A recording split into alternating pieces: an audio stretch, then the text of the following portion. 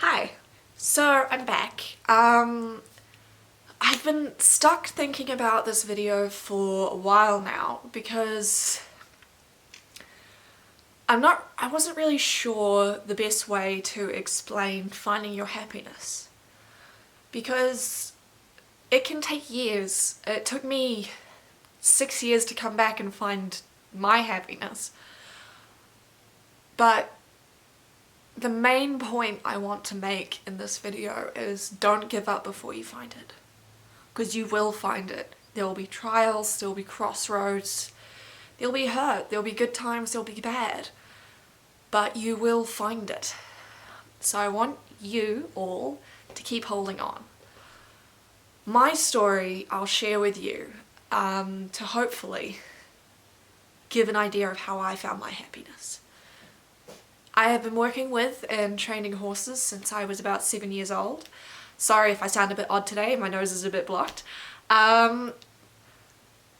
It started as just a passion as a little girl, you know, seeing a horse film. I think it was probably Spirit or Hidalgo or even Lord of the Rings. Like, the idea of being this fierce elven warrior galloping across the plains or in between the forests of Mirkwood and stuff.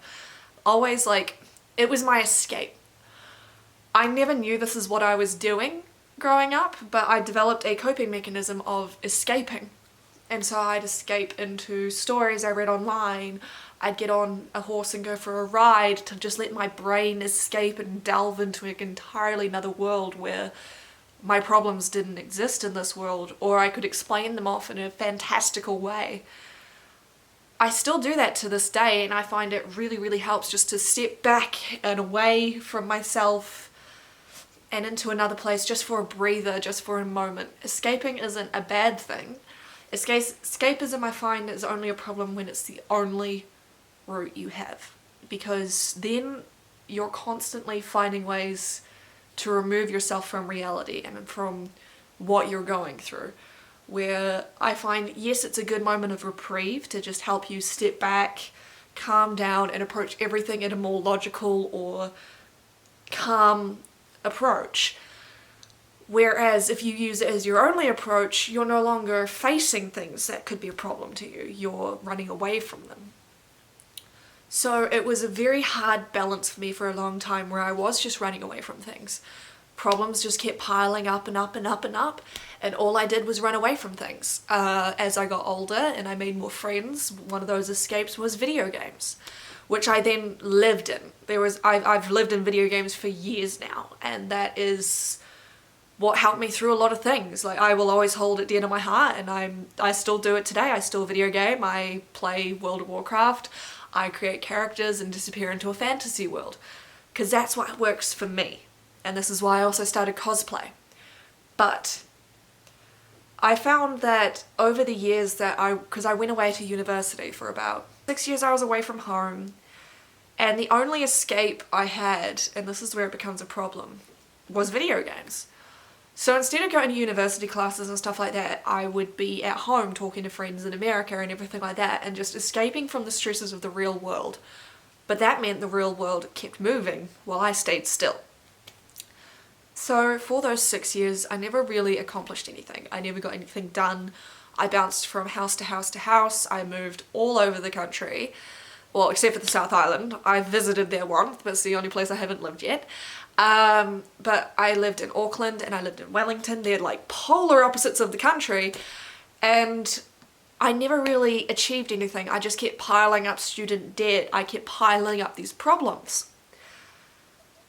I thought everything would be solved because I knew I've always had a connection with animals. So I thought everything would be solved by getting my first pet, which was a cat. He came with me through all the moves, everything like that. And yes, he got me up in the morning because I had to feed him, and it's a very good way if you've got depression or something. But it also adds a stressor because it's not just depression for me, it's fibromyalgia, which is the chronic pain condition. So it went from, hey, it's a positive getting me out of bed to spend time with the cat and feed him, to a task, which then sours your relations a bit. So I thought, when I was also getting healthier and fitter, maybe a dog would help. And sorry if you hear any background noise, that is my cat, speaking of the devil, who is talking to the birds. It's his favourite pastime. He sits at a window and he chirps at birds. He's weird. Like me, I think he's lost sanity a bit while I've lost sanity a bit. So I ended up rescuing my greyhound. Thinking it'll get me out, get me going for a walk every day, things like that. But the problem is everything's good in theory. You've got to really sit down, and I don't regret any of the animals I've got, but it is something I've had to sit down and acknowledge that maybe it was too much too quickly. So take things at your pace. So now, because of that, I've got 2 cats. I've got Chim Chim and Momo. I've got 2 dogs. I've got Bucky and I've got Poppy. With having all of those animals, you now have vet bills to worry about, which I'm now currently struggling with. Holy damn am I struggling with. Poppy went to the vets recently for a neurological condition, and I have never seen a over $1,000 vet bill in my life, but now I have. Didn't want to either, but it's there now, and it's what I'm dealing with. We'll work on it, we'll cross that. It's just a matter of just progression. So what I did is my mum stepped in, thankfully. I have a really good support network, and I will say this time and time again, find yourself a really good support network. That people that are actually there for you through the hard times when you're sleeping on someone's floor. There were like 6 months, not 6 months, probably about 3 months. My friend had me sleeping on their floor on a beanbag, and I appreciate them so much for letting me stay with them, because I was in a vulnerable, not safe place that I was living in before, and they let me and Chim come and just crash on their floor, and I will always be grateful for that. I wish I could give back to them. Things didn't end on the best terms. I wish they did.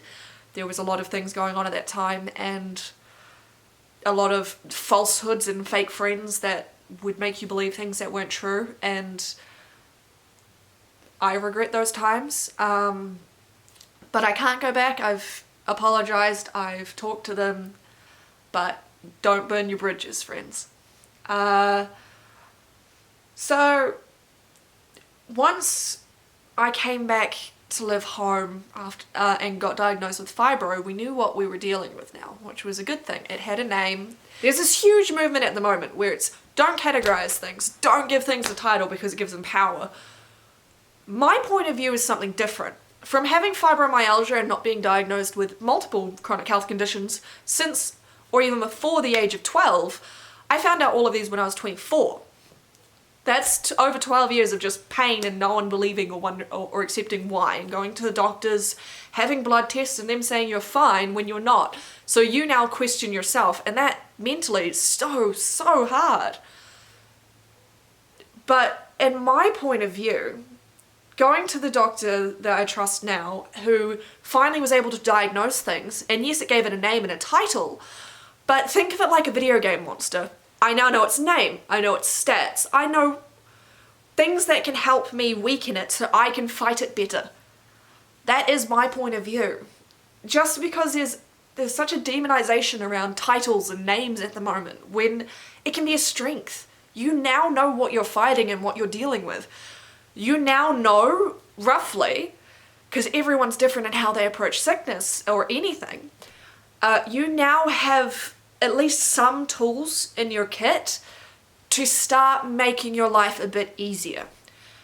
It could take years. I'm 2 years down the road and it's a lot less, like it's maybe 3 times a month where I can't get up and my mum has to come over and help me take care of my animals and help clean up around my house, which still gets to me mentally because I would rather not have to rely on people. But the reality is that sometimes I do.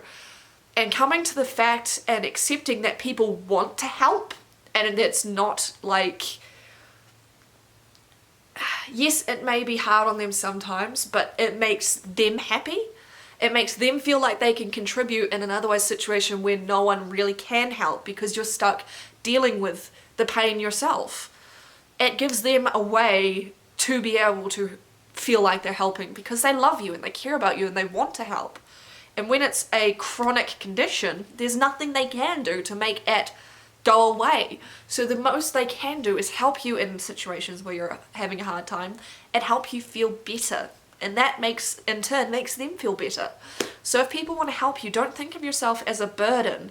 They want to do that, all right? Because it's something I've battled with for a long time, feeling like a burden and feeling like I'm just dragging everyone down into this pit with me. There are good days and there are bad, just like with everyone, and sometimes those bad days are really, really bad. I've had a spell recently and it was bad, but I'm on the mend. Once I moved home, we started to notice that no matter the bad days, if I managed to go out and even just sit with the horses for half an hour, I suddenly had a smile on my face when I was stuck in bed with severe depression. And you've got to remember, this is a journey that I started when I was 7 years old. And we're finding this solution, well, not entirely a solution, but we're finding this thing that helps me so much when I'm 24. It took a long, long time for me to work all of this out. It's a journey. And it's a journey that is entirely individual, entirely different person to person. So I can't sit here and tell you the right or wrong way to go about finding it. All I can tell you is it is out there and to not give up. Please don't give up before you find it, because there will be people that will miss you. There will be people that love you and want to help. So just take a moment, sit down and just think, plan what takes you away from that pain for a bit, what makes you smile. And don't go to two extremes. Like with fibro, obviously it's a chronic pain condition. I could go out there every day and ride every day, but then all of a sudden I'll be in excruciating pain. I'll feel like I've got all my bones broken. So then it'll kind of lash back and make me more upset. So it's all about management. Manage your time. Manage your physicality. Like, you don't have to go out there and do what everyone else is doing. This is your story. This is what helps you and makes you better. There is nothing wrong, unless you are actually harming yourself, that you can do to make yourself better. Find your happiness, unless that happiness is at the bottom of a bottle or in a drug bag, because then that happiness is not a good happiness and you need to find something else, okay? That isn't the answer. But I can sit here and wish that I'd found horses years ago, which I technically did when I was 7, but I didn't understand until I had gone to hell and back and seen the heaven from the back of a horse. It sometimes, not all the time, so don't think you have to go to hell to find your way back. You don't always have to do that, but sometimes that is what it takes for you to understand. And so what I'm saying is, yes, it will be hard. I'm not going to sit here and say it's not going to be. I'm not going to sit here and say I know exactly what you're going through. I'm not going to sit here and say that I know everything, because like I said, everyone's experience is different and every person is different. There is no right or wrong answer unless it is harming you. So that is roughly my story. If I told you my whole story, we'd be here for about 10 years. So what I'm trying to say is there is happiness. There is a positive. You may have not found it yet, but you will. And please don't give up before you do. On to a more exciting, happy note. I have a new series that I'm going to be premiering on this channel. I will be showing you guys a little snippet at the end of this video. And then I think once a week I will be posting an update progress to this series. I don't know what day yet, we'll find out, because today is Sunday that I'm filming this and it should be going live, so hopefully every Sunday I'll have an update. My new series, Dressage Rider Tries, because I am wholeheartedly a dressage rider. I am a wimp. I die of fear when you point me at anything jump related. But I want to progress my training and push myself out of my comfort zone. So, my first show back after the whole lockdown is in 2 months' time, and it is a ODE.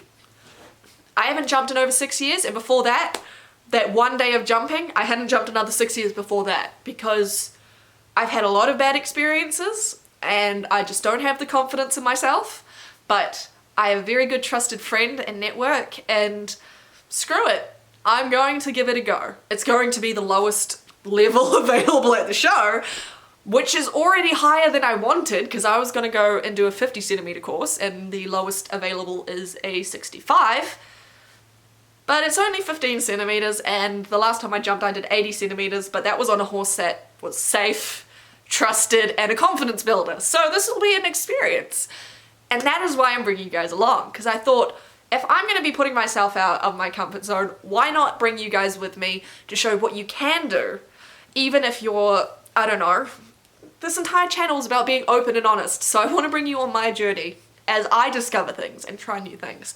And hey, if I fail spectacularly, we can all laugh about it together. This is the point of this channel, and I hopefully I can at least bring a smile to you guys once in a while. That's all I want. I want to help, I want to be here for you, and I want to help you smile. Alright, so on to the clips of what I am doing so far. I believe in this one it's just some flat work to build up his top line, and the process of refinding what, because I don't have an actual jumping saddle, but I have like decades old GP saddles. I have 4 of them. So yesterday me and my mum got them out and tried them on Cowboy to see which ones would fit and work. So that's what this is. And then I believe I will be doing a tack preparation, and then will come the jump schooling, where I will probably be having a borderline panic attack. But if all goes wrong, we can all laugh together. So sit back, relax, and enjoy. And I hope to see you guys next Sunday as well, when I upload the next dressage rider tries in the series. Alright, have fun, take care, practice self-care, have a good day, I love you all.